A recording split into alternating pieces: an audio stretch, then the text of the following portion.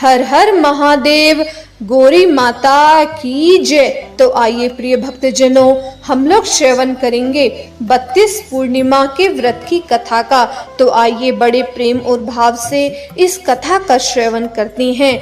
आप लोग इस कथा के श्रवण से पहले अपने हाथ में अक्षत ले लें या फिर फूल ले लें और कथा पूर्ण होने पर ये फूल या फिर आपने जो अक्षत लिए हैं इन्हें भगवान शिव और माता गौरी के चरणों में अर्पित करें। तो आइए बड़े प्रेम और भाव से इस कथा का श्रवण करते हैं।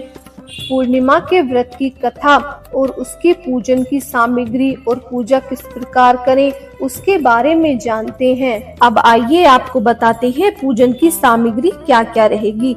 दूध, दही, घी, शक्कर, गंगाजल, रोली, मोली, तांबुल, पुंगीफल, धूप, फूल और यज्ञोपवीत, श्वेत वस्त्र, लाल वस्त्र, आंख, बिल्वपत्र, फूलमाला, धतूरा, बांस की टोकरी, आम के पत्ते, चावल, तिल, जौ, नारियल, पानी वाला और दीपक, ऋतुफल, अक्षत, नवेद और कलश, पंचारंग, चंदन, आटा, रेत, समीधा, कुश, आचार्य के लिए वस्त्र, शिव पार्वती की स्वर्ण मूर्ति अथवा पार्थिव प्रतिमा, दूब, आसन आदि। अब आपको बताएंगे पूजा की विधि। पूजन करने वाला व्यक्ति प्रातःकाल स्नान आदि से निवृत्त होकर किसी पवित्र स्थान पर आटे से चौक पूरकर केले का मंडप बनाकर शिव पार्वती की प्रतिमा बनाकर स्थापित करे। तत्पश्चात नवीन वस्त्र धारण कर आसन पर पूरा मुख करके बैठे और देश कालीन आदि के उच्चारण के साथ हाथ में जल लेकर संकल्प करे। उसके बाद गणेश जी का आवाहन कर पूजा करे। अनंतर वरुण आदि देवों का आवाहन करके कलश पूजन करे, चंदन आदि समर्पित करे, कलश मुद्रा दिखाए, घंटा बजाए, गंध, अक्षत आदि द्वारा घंटा एवं दीपक को नमस्कार करे। इसके बाद भगवान का नाम लेकर या फिर ओम नमः शिवाय के मंत्र का जप करते हुए सभी चीजों पर जल छिड़के, सभी सामग्रियों पर जल छिड़के और अपने ऊपर भी जल छिड़के। इसके बाद इंद्र आदि अष्टलोकपालों का आवाहन करे एवं पूजन करे। निम्नलिखित मंत्र ओम नमः शिवाय का जप करते हुए भगवान को पंचामृत से स्नान कराए और उनका पूजन करे। चंदन, अक्षत, पुष्प, धूप, दीप दिखाए, फिर नैवेद्य चढ़ाकर आचमन कराए। अंतर हाथों के लिए उपटन समर्पित करे, फिर सुपारी अर्पण करे, दक्षिणा भेंट करे और नमस्कार करे। इसके बाद उत्तर की ओर निर्माल्य का विसर्जन करके महाअभिषेक करे। अनंतर समुद्र वस्त्र समर्पित करे, यज्ञोपवीत धारण कराए, चंदन, अक्षत और 7 तरह के धान समर्पित करे। फिर हल्दी, कुमकुम, मांगलिक सिंदूर आदि अर्पण करे, ताड़ पत्र, कंठ की माला आदि समर्पित करे और सुगंधित पुष्प चढ़ाए तथा धूप दे, दीप दिखाए, नैवेद्य समर्पित करे और फिर हाथ मुंह धुलाने के लिए जल छिड़के, चंदन अर्पित करे, नारियल तथा ऋतु फल चढ़ाए, तांबुल, सुपारी और दक्षिणा द्रव्य चढ़ाए, कपूर की आरती करे और पुष्पांजलि दे। सब प्रकार से पूजन करके कथा का श्रवण करे। आइए प्रिय भक्तजनों, अब हम आपको सुनाएंगे पूर्णिमा व्रत की कथा। आइए श्रवण करते हैं। बड़े प्रेम और भाव से श्रवण कीजिएगा और हाथ में फूल ले लें या फिर अक्षत ले लें और कथा संपूर्ण होने पर भगवान के चरणों में इसको अर्पित करें। द्वापर युग में एक समय की बात है कि यशोदा जी ने कृष्ण से कहा कि हे कृष्ण, तुम सारे संसार के उत्पन्न करता, पोषक तथा उनके संहार करता हो। आज कोई ऐसा व्रत मुझसे कहो जिसके करने से मृत्यु लोक में स्त्रियों को विधवा होने का भय न रहेगा तथा यह व्रत सभी मनुष्यों की मनोकामनाएं पूर्ण करने वाला हो। श्री कृष्ण कहने लगे कि कि हे माता, तुमने अति सुंदर प्रश्न किया है। मैं तुमसे ऐसे ही व्रत का सविस्तार कहता हूँ। सौभाग्य की प्राप्ति के लिए स्त्रियों को 32 पूर्णिमाओं का व्रत रखना चाहिए। इस व्रत के करने से स्त्रियों को सौभाग्य संपत्ति मिलती है। यह व्रत अचल सौभाग्य देने वाला एवं भगवान शिव के प्रति मनुष्य मात्र की भक्ति को बढ़ाने वाला है। यशोदा जी कहने लगी कि हे कृष्ण, सर्वप्रथम इस व्रत को मृत्यु लोक में किसने किया था? इसके विषय में विस्तार पूर्वक मुझसे कहो। श्री कृष्ण जी कहने लगे कि इस भूमंडल पर एक अत्यंत प्रसिद्ध राजा चंद्रहास से पालित अनेक प्रकार के रत्नों से परिपूर्ण कांतिका नाम की एक नगरी थी।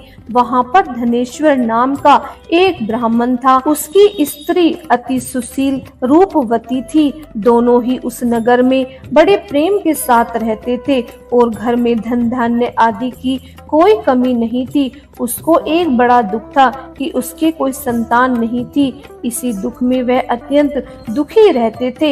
एक समय एक बड़ा तपस्वी योगी उस नगर में आया।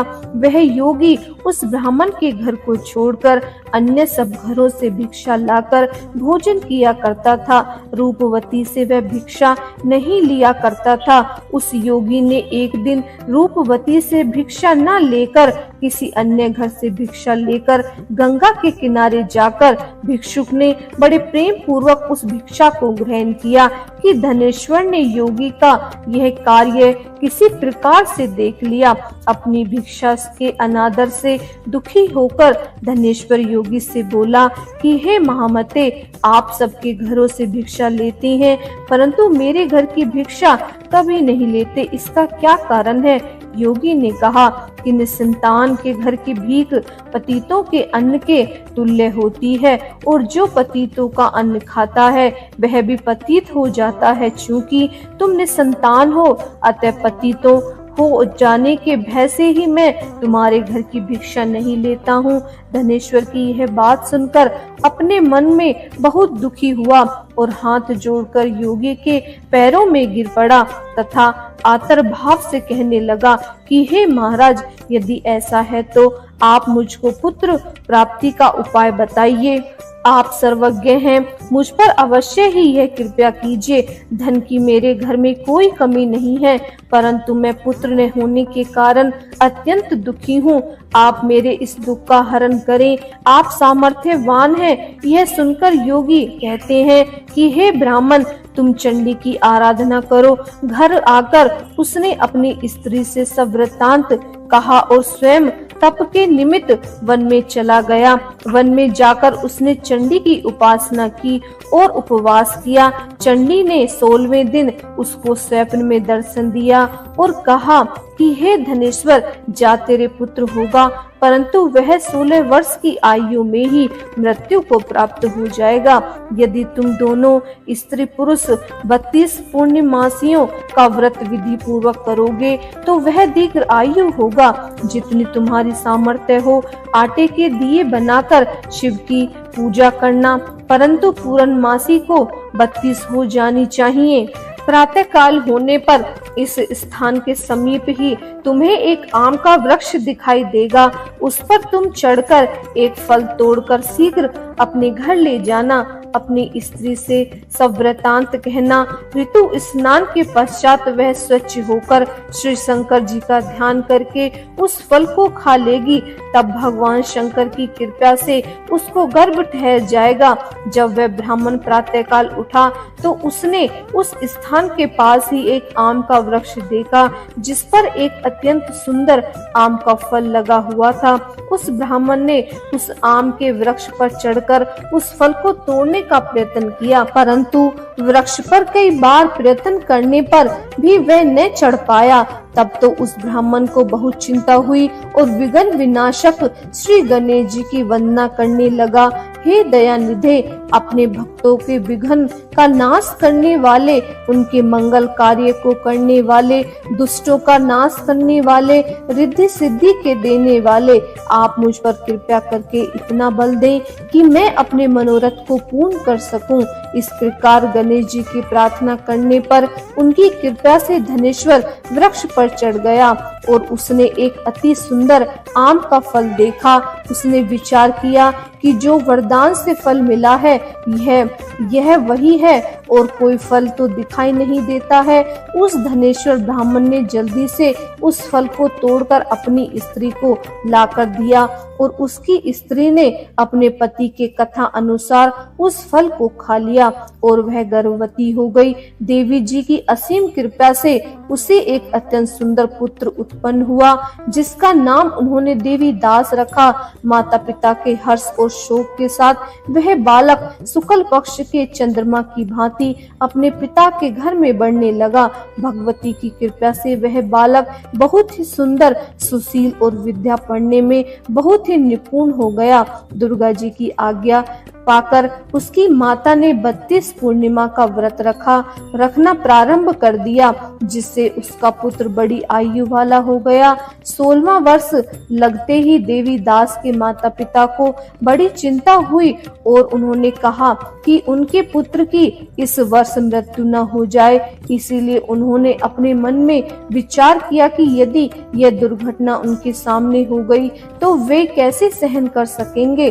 अपितु उन्होंने देवी दास के मामा को बुलाया और कहा कि हमारी इच्छा से कि देवी दास का 1 वर्ष तक काशी जी में ले जाकर विद्या अध्ययन करें और इसको अकेले भी नहीं छोड़ना चाहिए, इसलिए इसके साथ में तुम चले जाओ और 1 वर्ष के पश्चात इसको वापस लौटा कर ले आना। सब प्रबंध करके उसके माता पिता ने काशी जाने के लिए देवी दास को एक घोड़े पर बिठाकर उसके मामा को उसके साथ कर दिया, किंतु यह बात उसके मामा या किसी और से नहीं कही। धनेश्वर और उसकी पत्नी ने दोनों ने पुत्र की मंगल कामना तथा दीर्घ आयु के लिए भगवती दुर्गा की आराधना और पूर्णमासियों का व्रत करना आरंभ कर दिया। इस प्रकार बराबर 32 पूर्णिमा का व्रत पूरा किया। उस समय पश्चात एक दिन वह दोनों मामा और भांजे मार्ग के रात्रि बिताने के लिए किसी ग्राम में ठहरे हुए थे। उस दिन उस गांव में एक ब्राह्मण की अत्यंत सुंदरी, सुशील, विदुषी और गुणवती कन्या का विवाह होने वाला था। जिस धर्मशाला के अंदर वर और उसकी बारात ठहरी हुई थी, उसी धर्मशाला में देवी दास और उसके मामा भी ठहरे हुए थे। संयोगवश कन्या को तेल आदि चढ़ाकर मंडप आदि का कृत्य किया गया। लगन के समय वर को धनुर्वात हो गया। अस्तु वर के पिता ने अपने कुटुंबियों से परामर्श करके निश्चय किया कि यह देवी दास मेरे पुत्र जैसा ही सुंदर है, मैं इसके साथ ही लगन करा दूं और बाद में विवाह के अन्य कार्य मेरे लड़के के साथ हो जाएंगे। ऐसा सोचकर देवी दास के मामा से जाकर बोला कि तुम थोड़ी देर के लिए अपने भांजे को हमें दे दो, जिससे विवाह के लगन का सब कार्य सुचारू रूप से हो जाए।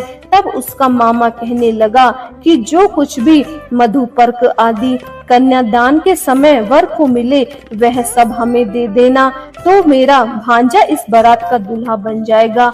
यह बात वर के पिता ने स्वीकार कर लेने पर उसने अपना भांजा वर बनाने के लिए भेज दिया। उसके साथ विवाह के सब कार्य रात्रि में संपन्न हो गए। पत्नी के साथ वह भोजन न कर सका और अपने मन में सोचने लगा कि न जाने यह कैसी स्त्री होगी। वह एकांत में इसी सोच में गर्म सांस छोड़ने लगा तथा उसकी आंखों में से आंसू आ गए।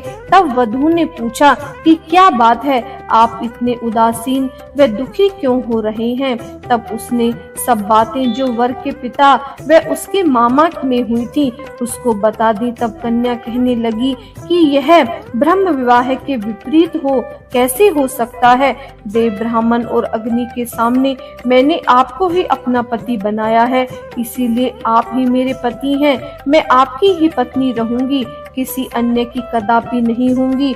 तब देवी दास ने कहा, ऐसा मत करिए, क्योंकि मेरी आयु बहुत थोड़ी है, मेरे पश्चात आपकी क्या गति होगी। इन बातों को अच्छी तरह विचार कर लो। परंतु वह दृढ़ विचार वाली थी, बोली कि जो आपकी गति होगी वही मेरी गति होगी। हे स्वामी, आप उठिए और भोजन करिए, आप निश्चय ही भूखे होंगे। इसके बाद देवी दास और उसकी पत्नी दोनों ने भोजन किया तथा शेष रात्रि वे सोते रहे। प्रातःकाल देवी दास ने अपनी पत्नी को 3 नगों से जड़ी हुई एक अंगूठी दी, एक रुमाल दिया और बोला, हे प्रिय, इसे लो और संकेत समझकर इससे चित हो जाओ। मेरा मरण और मेरा जीवन जानने के लिए एक पुष्प वाटिका बना लो, उसमें सुगंधित वाली एक नवमालिका लगा लो, उसको प्रतिदिन जल से सींचा करो और आनंद के साथ खेलो कूदो तथा उत्सव मनाओ। जिस समय और जिस दिन मेरा प्राण अंत होगा, ये फूल सूख जाएंगे और जब ये फिर से हरे हो जाएं, तो जान लेना कि मैं जीवित हूँ। यह बात निश्चय करके समझ लेना, इसमें कोई संशय नहीं है। यह समझाकर वह चला गया। प्रातःकाल होते ही वहां पर गाजे बाजे के साथ जिस समय विवाह के कार्य समाप्त करने के लिए वर तथा सब बाराती मंडप में आए, तो कन्या ने वर को भली प्रकार से देखकर अपने पिता से कहा कि यह मेरा पति नहीं है, मेरा पति वही है जिसके साथ रात्रि में मेरा पानी ग्रहण हुआ था, इसके साथ मेरा विवाह नहीं हुआ है। यदि यह वही है तो बताइए कि मैंने इसको क्या दिया। मधुपर्क और कन्यादान के समय जो मैंने भूषण आदि दिए थे उन्हें दिखाए तथा रात में मैंने क्या गुप्त बातें कही थी वह सब सुनाए। पिता ने उसके कथा अनुसार वर को बुलाया। कन्या की यह सब बातें सुनकर वह कहने लगा कि मैं कुछ नहीं जानता। इसके पश्चात लज्जित होकर वह अपना समूह लेकर वहां से चला गया और सारी बारात भी अपमानित होकर वहां से लौट गई। भगवान श्री कृष्ण बोले, हे माता, इस प्रकार देवी दास काशी विद्या अध्ययन के लिए चला गया। जब कुछ समय बीत गया तो काल से प्रेरित होकर एक सर्प रात्रि के समय उसको डसने के लिए वहां आया। उस विषधर के प्रभाव से उसके संयम का स्थान चारों ओर से विष से ज्वाला से विषैला हो गया था, परंतु व्रत राजा के प्रभाव से उसको काटने न पाया, क्योंकि पहले ही उसकी माता ने 32 पूर्णिमा का व्रत रखा हुआ था। इसके बाद मध्याह्न के समय स्वयं काल वहां पर आया और उसके शरीर से उसके प्राणों को निकालने का प्रयत्न करने लगा, जिससे वह मूर्छित होकर पृथ्वी पर गिर पड़ा। भगवान की कृपा से उसी समय पार्वती जी के साथ श्री शंकर जी वहां पर आए और उसको मूर्छित दशा में देखकर पार्वती जी ने भगवान शंकर से प्रार्थना की कि हे महाराज, इस बालक की माता ने पहले ही 32 पूर्णिमा का व्रत कर लिया है, इसके प्रभाव से हे भगवान आप इसको प्राण दान दे।